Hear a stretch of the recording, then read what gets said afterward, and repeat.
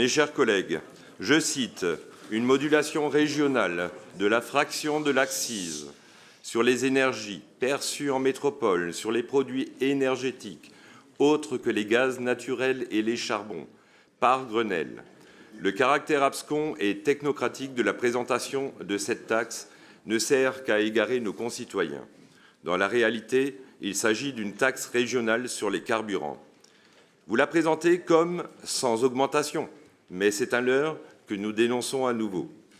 Votre majorité le sait, vous avez déjà atteint les limites autorisées par le Code des impositions sur les biens et services qui dispose que les tarifs normaux font l'objet dans les collectivités de majoration régionale dans les limites de 1,35 € par mégawattheure pour la catégorie fiscale des gazoles et de 0,821 € par mégawattheure pour les essences.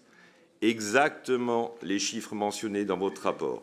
Pas un centime de plus, pas un centime de moins. Vous le savez par ailleurs, dépasser ces limites fixées est impossible et serait illégal. Bien sûr, à l'instar d'autres régions, vous faites néanmoins pression sur le gouvernement pour repousser ces limites légales vers un plafond plus élevé. Toujours vouloir taxer plus, telle est votre devise. Nous avons pu entendre dans cet hémicycle l'année dernière un haut responsable de cette majorité ironiser sur notre amendement proposant de réduire cette taxe en disant que cela entraînerait une économie de 10 centimes par mois pour le conducteur du Grand Est. Ce raisonnement microéconomique est surprenant de la part d'un responsable des finances publiques exerçant cette fonction depuis tant d'années et qui ne peut pas ignorer qu'il faille raisonner à l'échelle macroéconomique. Toujours vouloir taxer plus. Depuis le début du mandat, pas moins de 191 millions d'euros ont été directement prélevés dans les poches des automobilistes par cette taxe.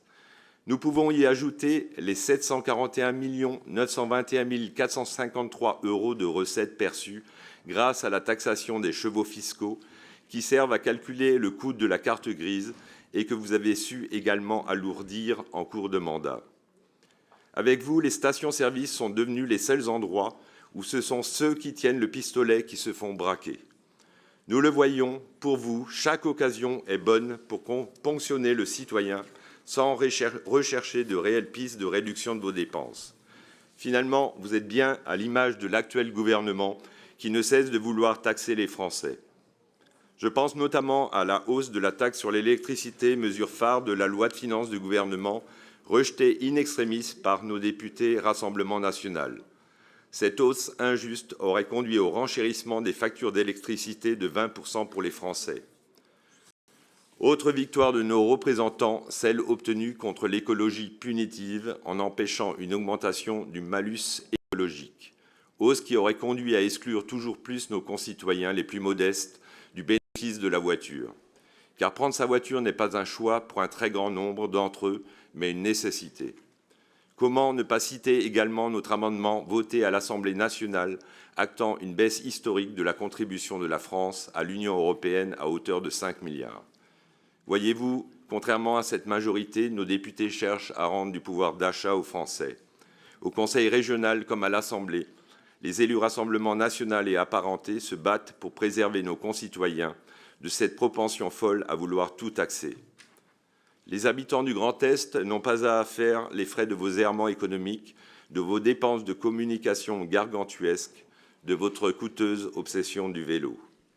Vous pouvez trouver d'autres moyens de financer les investissements pour les mobilités que vous ciblez dans ce rapport. Pour toutes ces raisons, nous ne pouvons pas valider le maintien de la taxe régionale sur les carburants à son niveau maximum légal. Aussi, nous voterons contre ce rapport qui fait peser sur les plus fragiles les efforts que vous auriez dû entreprendre dans la réduction des dépenses liées à vos politiques régionales. Vous manquez à nouveau une occasion de rendre du pouvoir d'achat aux habitants de nos 3 régions. Nous appelons à plus de sens des responsabilités pour qu'à l'avenir, vous ne cédiez plus à cette facilité qui consiste à ne trouver des solutions que dans la taxation des citoyens. Je vous remercie pour votre attention.